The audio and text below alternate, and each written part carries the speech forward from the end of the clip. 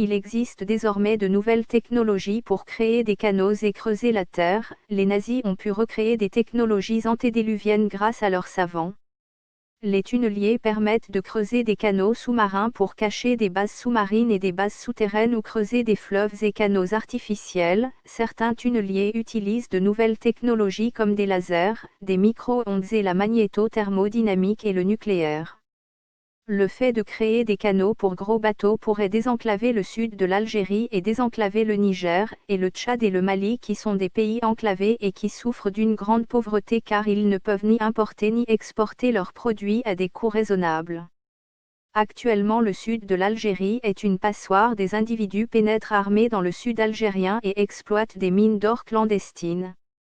Donc le fait de créer des canaux et d'isoler le pays des menaces extérieures pourrait renforcer la sécurité du pays permettant ainsi son développement.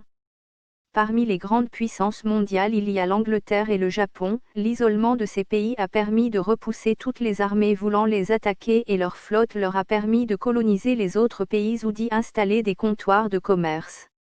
Enfin le fait de créer des bras marins permettrait à l'Algérie d'abriter sa flotte de navires militaires et sous-marins. L'Algérie pourrait aussi louer ses bras marins à d'autres pays pour mettre leur flotte militaire à l'abri de toute attaque.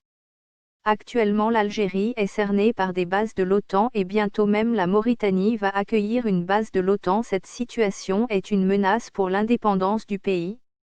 L'avenir de l'Algérie ne peut qu'être au Sahara et si le monde entier installe des bases militaires dans le Sahel ce n'est pas un hasard, c'est que dans le futur le Sahel sera la seule zone d'avenir pour le monde. Voilà pourquoi tous les pays du monde se disputent cette zone où tout pousse. Il serait facile de pratiquer une agriculture très productive grâce à la chaleur et au soleil.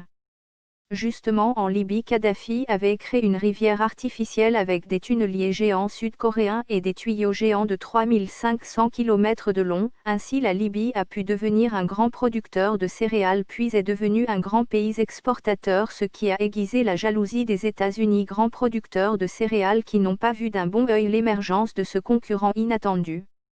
Les Américains ont donc détruit cette rivière souterraine et ont éliminé ce dangereux concurrent qu'était la Libye. Lors de l'intervention militaire du 22 juillet 2011, l'OTAN a détruit des sections du grand fleuve artificiel, bombardant notamment l'usine de conduite métallique du projet à Brega.